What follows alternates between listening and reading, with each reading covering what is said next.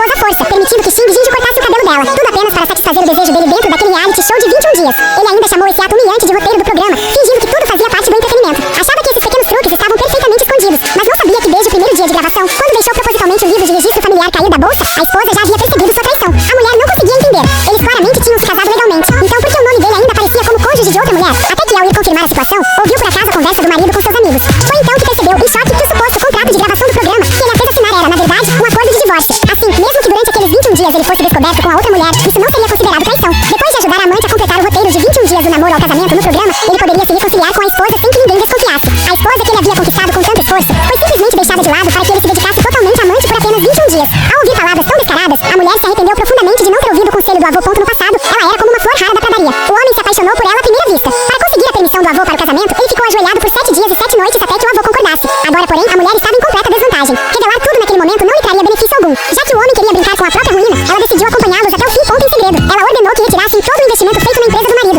exigindo que tudo fosse feito discretamente. Aos poucos, tudo relacionado ao homem começou a desmoronar. Quando a amante entrou no mesmo quarto e presenciou a situação, percebeu que a esposa já sabia de tudo e correu para procurar o homem. Usando um tom falso e irônico, ela insinuou que a esposa era perigosa e perguntou se ele seria capaz de protegê-la incondicionalmente. Ao ouvir a resposta afirmativa, a amante sentiu que havia recebido uma imunidade, passando a planejar como tomar definitivamente o lugar da esposa. Nesse momento, a esposa descobriu uma verdade ainda mais devastadora. O homem e a amante já tinham um filho. Pela idade da criança, ficou claro que ele já tinha um filho ilegítimo quando se casou. Ela havia sido enganada desde o início. A raiva era tão grande que ela quase perdeu o controle, mas foi aconselhada a não agir por impulso, pois isso só a levaria a perder tudo. Assim, fingiu que nada havia acontecido e continuou participando do programa. No entanto, durante a etapa de escolha cegas do parceiro, o homem escolheu a amante na frente dela, usando a desculpa de estar vendado. A mulher perdeu o controle, avançou e a amante aproveitou para empurrá-la violentamente, causando um grave ferimento. Ao acordar, a esposa ouviu os dois planejando apagar as gravações das câmeras para evitar que ela processasse a amante. Quando o marido entrou no quarto, a primeira coisa que ela fez foi exigir que ele recuperasse as imagens de segurança. Mas ele mentiu dizendo que as câmeras estavam quebradas e ainda trouxe a amante para fingir preocupação. O que ninguém imaginava era que a amante havia recebido um controle remoto que permitia à esposa ver tudo que ela estava tramando. Ao descobrir a conspiração, a mulher, tremendo de ódio, jurou que nunca mais derramaria uma lágrima por aquele homem. Após 3 dias de recuperação, o marido não apareceu para buscá-la. Quando ela retornou ao programa, encontrou os dois ocupados organizando um evento romântico. Ela já não sentia mais ciúmes, até ver a amante exibindo um relógio exatamente o mesmo que o avô havia dado à esposa no casamento. Uma herança de família de valor sentimental incalculável. Tomada pela dor, ela tentou recuperá-lo, mas a amante afirmou descaradamente que havia sido um presente do homem. Durante a disputa, quebrou o relógio de propósito. Quando a esposa quase partiu para a agressão, o marido defendeu a amante sem hesitar, negando que o relógio pertencesse à esposa. A amante ainda se fez de vítima, dizendo ser uma mãe solteira constantemente intimidada, despertando o instinto protetor do homem. Ele agarrou a esposa e gritou que ela não tinha o direito de machucar a amante. A humilhação chegou ao extremo quando a amante trocou secretamente as balas da arma cenográfica da esposa por balas com ácido. Aproveitando o momento sem testemunhas, atirou nela, ferindo-a gravemente, e depois atirou ácido na própria perna para se passar por vítima. Quando o homem chegou,